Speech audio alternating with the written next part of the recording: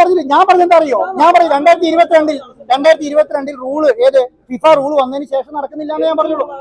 അത് നിങ്ങൾക്ക് അറിയില്ല, അതിന് എന്നെ കുറ്റം പറഞ്ഞ കാര്യമില്ലല്ലോ. സംസ്ഥാന സർക്കാരിന് പോലും അറിയില്ല. അല്ല, അത് അപ്പൊ അറിയാലോ, ഇപ്പൊ അറിയുന്നോണ്ട് ചെയ്യുന്നത്. അപ്പൊ ഞാൻ സർക്കാർ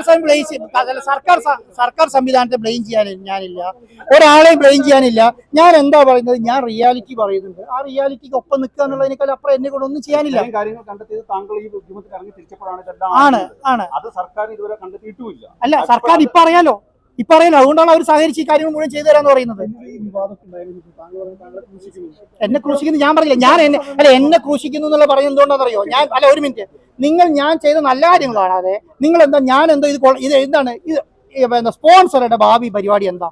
ഇതെങ്ങനെ പണം തിരിച്ചു പിടിക്കാൻ എനിക്ക് വേണ്ടെന്ന് പറയുമ്പോൾ നിങ്ങൾ എനിക്ക് കൊണ്ടുതരണ്ടെന്ന് അത്രേ ഉള്ളൂ. കഴിഞ്ഞ പത്രസമ്മേളനത്തിൽ ഇതേ കാര്യം ഞാൻ ചോദിച്ചതാണ്, ഈ കരാർ ഉണ്ടോ ഉണ്ടെന്ന് പറഞ്ഞല്ലോ. ഞാൻ ഉണ്ടെന്ന് പറഞ്ഞു. ഞാൻ പറഞ്ഞ മറുപടി എന്താ? നിങ്ങൾ എന്നോട് ചോദിച്ചു കരാറുണ്ടോ, ഞാൻ പറഞ്ഞു കരാറുണ്ട്, നിങ്ങൾ വിവരാവകാശം കൊടുത്ത് മേടിച്ച് നോക്കിക്കോളൂ ഞാൻ പറഞ്ഞു. അതിന്റെ വ്യക്തത ഇപ്പൊ വരുത്തി.